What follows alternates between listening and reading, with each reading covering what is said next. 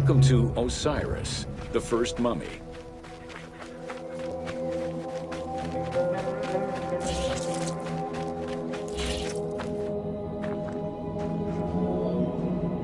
The oldest mummies recovered date from the Old Kingdom, though Egyptologists believe that mummification was in use much earlier than that. At first, the body was mummified through environmental desiccation, by leveraging the dryness of the environment and the heat of the climate. Early experimentations in mummification were conducted with the use of resin made from tree sap. Strips of linen were only used on some superficial parts of the epidermis of the hands or jaw.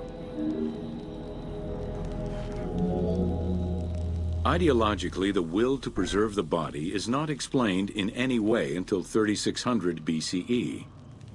This is when the Egyptian belief that the body housed the soul was finally documented for modern Egyptologists to eventually decipher. It was not until the arrival of the myth of Osiris in the Egyptian religion around the 5th dynasty that mummification was thoroughly conceptualized.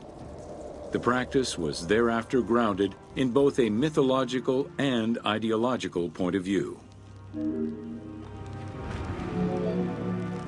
Osiris was mainly known as the god of the dead and the god of resurrection.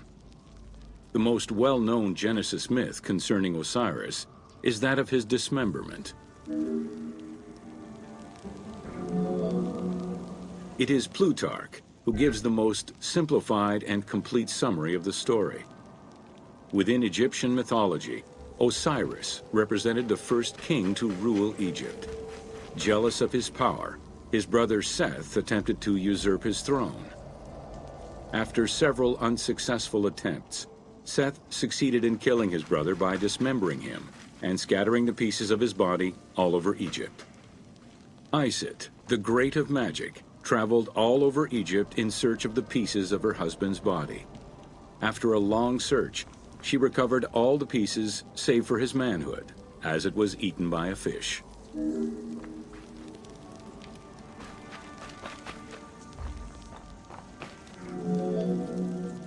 Isis then reassembled the body of her husband by binding it together with strips of linen. Aided by her sister Nephthys, another powerful magician, they gave Osiris the breath of life. This not only brought him back from the dead, but also allowed him to recover his virility long enough to impregnate Isis, thus ensuring his succession before, once more, dying. Thus Horus was born.